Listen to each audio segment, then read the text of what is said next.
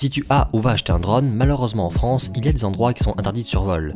Alors dans cette vidéo express, justement, je te présente ces différents lieux où on n'a pas le droit de voler avec son drone. Premier endroit, les agglomérations. En France, peu importe la taille de la commune, grande ville ou simple village, il est interdit de survoler l'agglomération, bâtiments comme parcs ou rues. Pour filmer une ville, il faut donc s'éloigner d'elle, pour par exemple voler depuis un champ aux alentours comme ici. La seule exception, elle concerne ton terrain privé.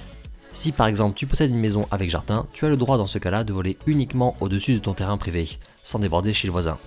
Exception de cette exception, bienvenue en France, Paris. Pour la capitale c'est plus strict, terrain privé ou pas, il est interdit tout court de survoler Paris. Endroit numéro 2, les aéroports et aérodromes.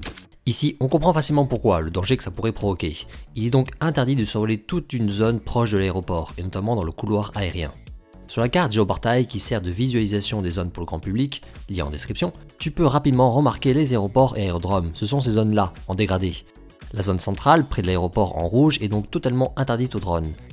Sur le côté, en s'éloignant, on retrouve des altitudes autorisées, 30, 50 mètres, etc. Mais attention, c'est l'altitude par rapport à l'aéroport qui compte, pas par rapport au sol en dessous de l'appareil. Troisième endroit, les terrains militaires. Ici, tout comme le quatrième endroit qu'on va voir juste après, on ne rigole pas. Un peu partout en France, il y a des zones militaires, où la sécurité est importante. Bien souvent, la zone interdite aux drones sera plus grande que le terrain militaire à proprement parler. Fais donc attention à bien rester éloigné de ces lieux. Tu les retrouveras également indiqués sur Géoportail. Chose supplémentaire mais importante les concernant, certains bâtiments militaires peuvent ne pas être mentionnés sur Géoportail, comme les sémaphores par exemple, collés à des phares le long de la côte. Renseigne-toi bien dans ces cas-là, car il est interdit de les survoler, mais également de les filmer, même si l'appareil n'est pas au-dessus. Bâtiment militaire oblige. Quatrième endroit, les centrales nucléaires. Ici, c'est exactement pareil que pour les zones militaires, il s'agit de sites sensibles niveau sécurité. Sur Géoportail, tu les retrouveras également. Deux grandes zones rouges comme ici, régulièrement en forme de cercle. Pareil, interdit de survoler et également de filmer. Cinquième endroit, les bases ULM. Ici, c'est un petit peu le même principe que pour les aéroports. Afin d'éviter de potentielles collisions, les zones proches des bases d'ULM sont interdites aux drones. Celles-ci peuvent être rectangulaires comme les aéroports ou alors en forme de cercle comme ici. Tu peux en retrouver beaucoup sur la carte, comme ici. Pense bien à vérifier avant, car à la différence des aéroports, une zone de décollage d'ULM peut être un simple champ dans la nature, sans indication ou autre. Donc pas facile de le savoir sans vérifier la carte. Sixième endroit, les parcs et réserves naturelles. C'est sûrement le type d'endroit pour lequel il est régulièrement difficile de savoir si les drones sont autorisés ou non. Le plus simple, ce sont les parcs nationaux. Le cœur des parcs nationaux est toujours interdit aux drones, ce sont des zones bien indiquées sur Géoportail.